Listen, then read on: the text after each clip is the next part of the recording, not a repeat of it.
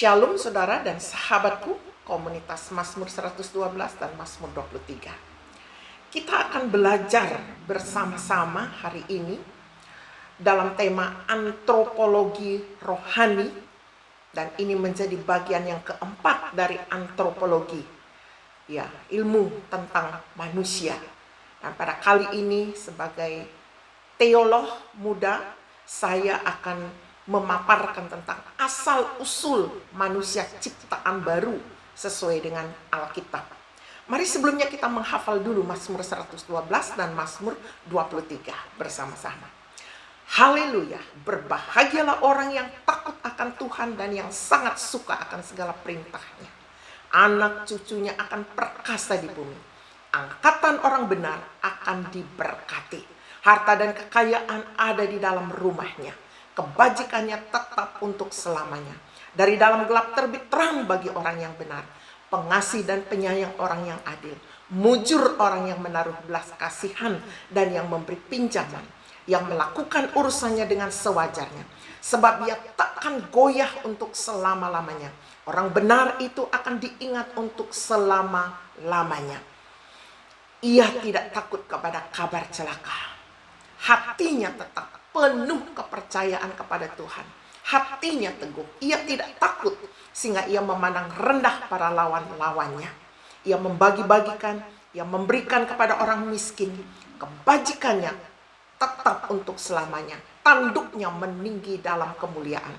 Orang fasik melihatnya lalu sakit hati.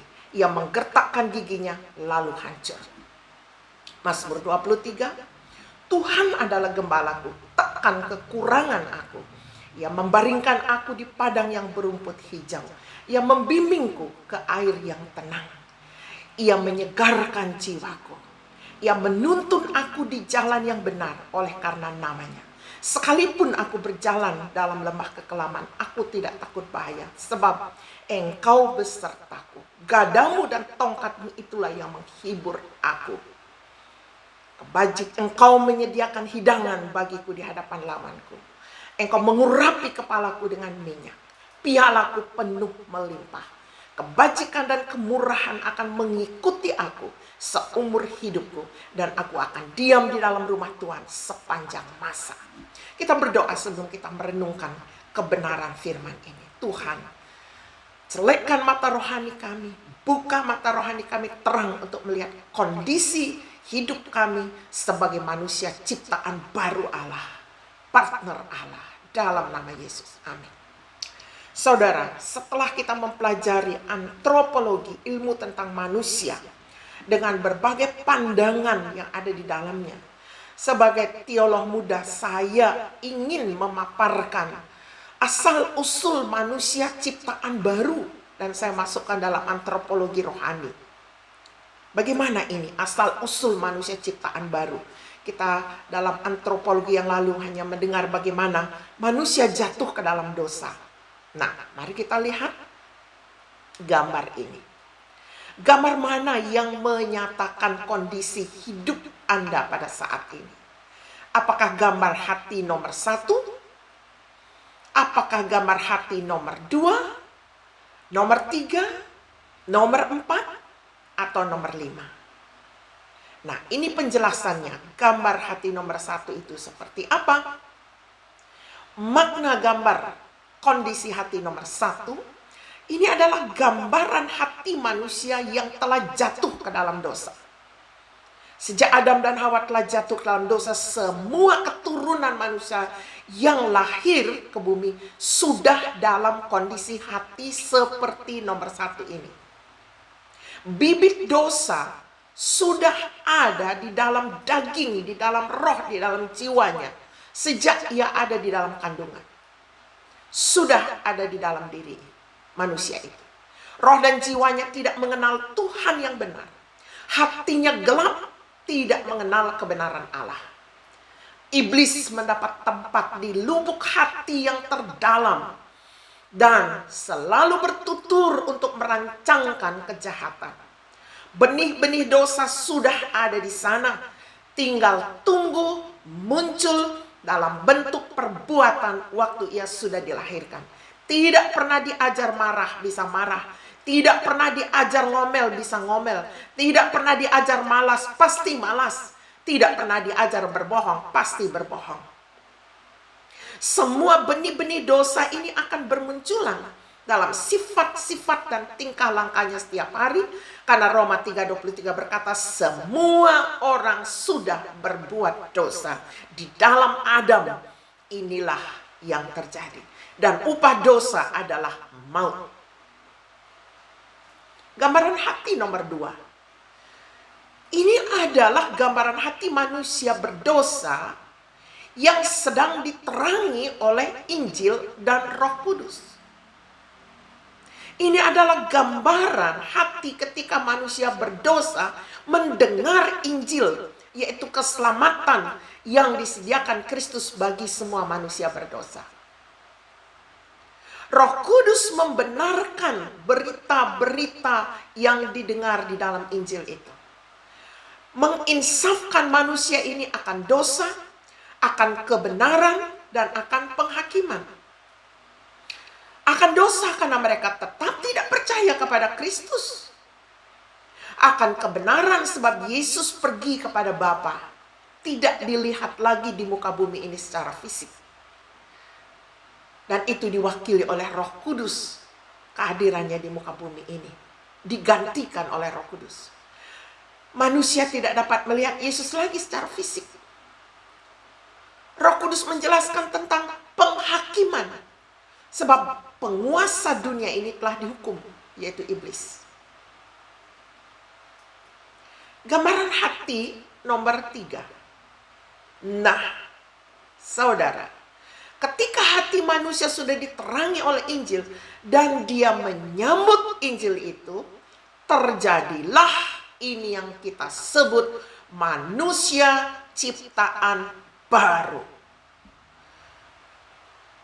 Diciptakan oleh Allah dalam kebenaran dan kekudusan yang sesungguhnya, sesuai Efesus pasal 4 ayat 23 sampai 25. Dikatakan dalam kitab Wahyu, ini orang yang membuka pintu hatinya bagi Kristus masuk. Dan Kristus berdiam di situ. Secara roh diwakili oleh Roh Kudus, karena secara fisik Yesus ada di sorga. Orang ini akan bersekutu dengan Allah, makan bersama Allah, dan hidup bersama Allah. Sejak ia menerima Kristus. Semua roh-roh jahat, semua tabiat-tabiat yang lama, dibuat berlalu oleh Allah sesuai dengan Korintus 2 Korintus 5 ayat 17. Ini manusia ciptaan baru. Yang lama berlalu, yang baru terbit. Ini hati yang percaya dan menerima Kristus. Sesuai Yohanes 1 ayat 12-13. Dilahirkan oleh roh. Rohnya dilahirkan oleh roh Allah. Yehezkiel menyebutkan diberi hati yang baru, roh yang baru, dan didiami Roh Kudus, diberi kemampuan untuk taat kepada firman Allah. Ini dia. Saudara, perhatikan gambar ini baik-baik. Inilah gambaran hati manusia ciptaan baru. Manusia yang sudah jatuh ke dalam dosa dan kemudian mendengar berita Injil, menyambutnya. Inilah gambaran hatinya. Gambaran hati nomor 4, maknanya apa ini? Ini adalah gambar hati manusia yang menolak keselamatan, yang menolak dilahirkan baru. Keselamatan yang Allah sediakan di dalam Yesus Kristus, potensi yang Allah sediakan di dalam dirinya untuk menciptakan manusia baru ditolak. Walau Injil tadi sampaikan kepada orang ini, Roh Kudus pun telah menginsafkan dia akan fakta tentang keberdosaannya, fakta tentang kebenaran Allah, bahwa sekarang Allah mampu menebus manusia dan menciptakannya menjadi manusia baru. Bahwa Yesus telah datang, mati, tersalib, dan sudah pergi lagi ke surga, duduk di sebelah kanan Allah. Dan Roh Kudus datang untuk mewakilinya di muka bumi ini. Roh Kudus menginsafkan dia akan penghakiman sebab penguasa dunia ini telah dihukum. Orang ini menolak. Maka Roh Kudus pergi, Alkitab pun tertutup. Hati hatinya pun dihuni 8 setan yang tadi hanya 1. Hatinya menjadi keras, orang ini menjadi lebih jahat dari semula. Dan tentu saja ujung akhir hidupnya binasa. Gambaran hati nomor 5.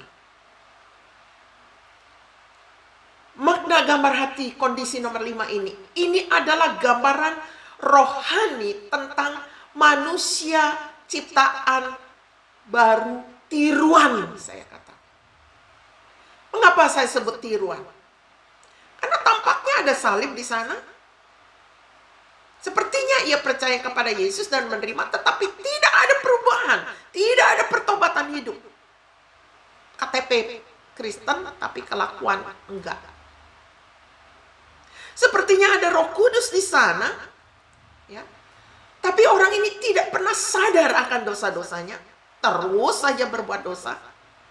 Tidak mengerti akan kebenaran-kebenaran Allah, bahwa walaupun Yesus tidak dapat dilihat dengan mata, namun ada firman Allah yang bisa dibaca setiap hari, yang memberitakan kebenaran-kebenaran baru setiap hari. Tidak menyadari juga akan penghakiman yang telah Allah jatuhkan kepada penguasa dunia ini, dan akhirnya juga kepada manusia yang tidak mau taat kepada Allah akan mengalami nasib yang sama, dihukum. Orang ini tidak ada sukacita, penuh kekhawatiran, hidupnya kacau balau. Tuhan yang disembahnya pun gak dikenalnya. Kalau saya sebut ini manusia gak jelas. Tidak ada buah-buah roh di dalam dirinya. Nah, saudara, mari cek hati kita masing-masing. Masing-masing kita buat evaluasi diri, ini penting. Apakah hati kita kondisinya nomor 1, nomor 2, nomor 3, nomor 4, atau nomor 5? Masing-masing kondisi ini menentukan nasib akhir hidup kita. Hanya satu kondisi hati yang akan mengizinkan kita ke surga, yaitu hati yang sudah diciptakan baru. Manusia ciptaan barulah yang akan menghuni surga. Yang lainnya dihukum bersama-sama dengan penguasa dunia ini. Nah, saudara, mari evaluasi diri kita baik-baik sebelum kita tutup usia. Manusia ciptaan baru itu memiliki ciri paling kurang 4 ciri. Yang pertama, ia tahu pasti kapan ia percaya sungguh-sungguh kepada Kristus serta mengundang Kristus ke dalam hatinya. Ini biasanya yang terjebak orang yang Kristen, dari orang yang lahir dari keluarga Kristen. Biasanya nggak ngeh ini. Ini perlu. Perhatikan kapan Anda percaya sungguh kepada Kristus dan membutuhkan Kristus, lalu mengundang dia ke dalam hidupmu. Itulah saat engkau dilahirkan kembali menjadi manusia baru, menjadi manusia ciptaan baru. Wahyu 3:20 dan Yohanes 1:12-13. Yang kedua, ada kesukaan membaca Alkitab teratur. Saudara, fakta membuktikan tidak semua orang yang katakan diri Kristen membaca Alkitab teratur. Survei membuktikan orang bertahun-tahun menjadi Kristen tidak pernah menghabiskan membaca Alkitab dari Kejadian sampai Wahyu. Cek kehidupanmu. Apakah saudara suka membaca Alkitab? Manusia ciptaan baru punya ciri suka. Yang ketiga, cirinya apa? Ada kesaksian Roh Kudus di dalam diri orang itu bahwa dia benar-benar anak-anak Allah. Kalau saya katakan ini sertifikat atau akte kelahiran baru secara rohani. Akte manusia baru.